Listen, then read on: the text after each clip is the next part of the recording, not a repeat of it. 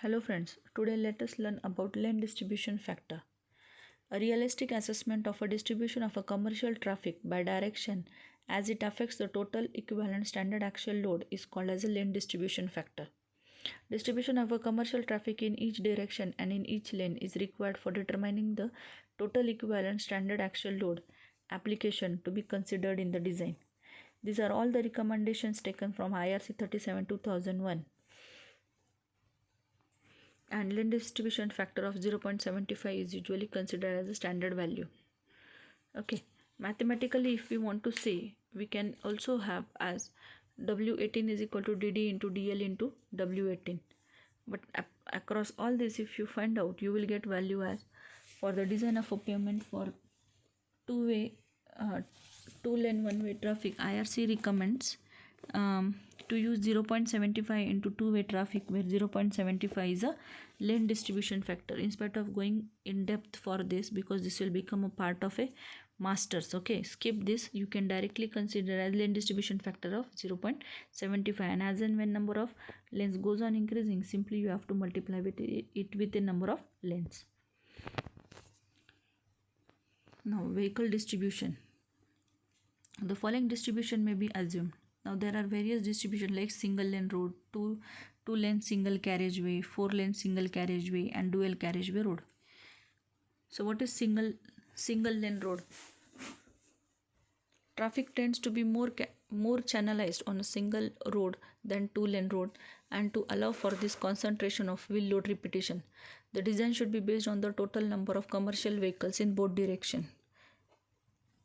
Okay, means here both the sides vehicles should be counted. Then 2-lane single carriageway road, the design should be based on 75% of the commercial vehicles in both direction. So ultimately distribution factor will be 0.75. 4-lane single carriageway road, the design is 40%. So ultimately distribution factor will be 0.4. And dual carriageway road, for the design of dual two-way carriage roads, should be 75% of the number of commercial vehicle in each direction. Therefore distribution factor will be again 0.75. For the dual 3-lane carriageway and dual 4-lane carriage, the distribution factor is 60% and 45%. Therefore distribution factor for dual 3-lane carriageway will be 0.6, and distribution factor for dual 4-lane carriageway will be 0.45.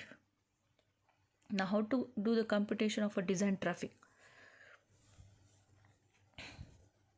If I want to do the computation for the design of a design traffic, the design traffic is termed as the cumulative number of a standard axials to be carried during the design life of a road, such that using the following equation, n is equal to 365 into 1 plus r raised to n minus 1 upon r into a into d into f, where n is the cumulative number of a standard axials considered in the design in million standard axles MSA. A is the initial traffic in the year of completion of construction in terms of number of commercial vehicles per day. D is a lane distribution factor, that is 0.75 into number of lanes. F is a vehicle damage factor. N is a design life in years. R is the annual growth rate of a commercial vehicle. For 7, annual growth rate is 0.075. The traffic in the year of completion is estimated by the following formula. A is equal to P into bracket 1 plus R, where P is the number of commercial vehicle as per last count, X is the number of years between the last count,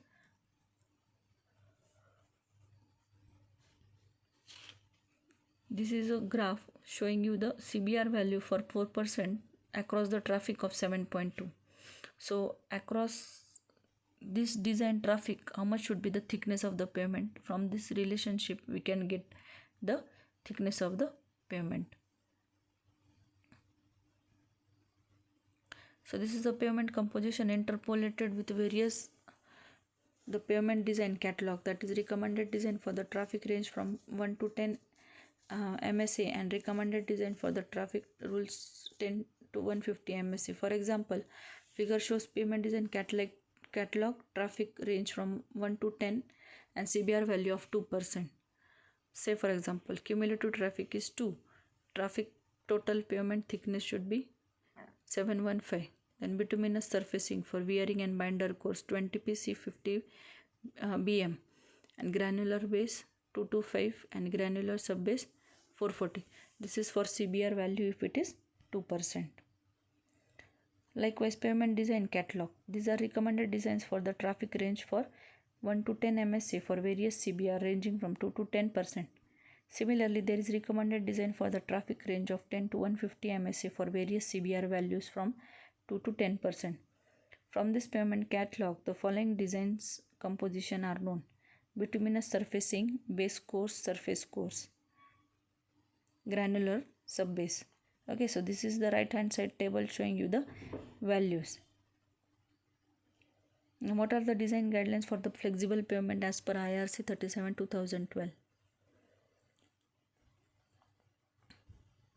The design guidelines for the flexible pavements were brought out in 1970, which were based on CBR value of subgrade and traffic in terms of number of commercial vehicles, that is more than 3 tons. These guidelines were revised in 1984, then 2001, and current guidelines revised in 2012, that is IRC 37/2012. The guidelines shall apply to the design of new flexible pavements for expressway, national highway, state highway, state highway, major district road, other district road. Flexible pavement includes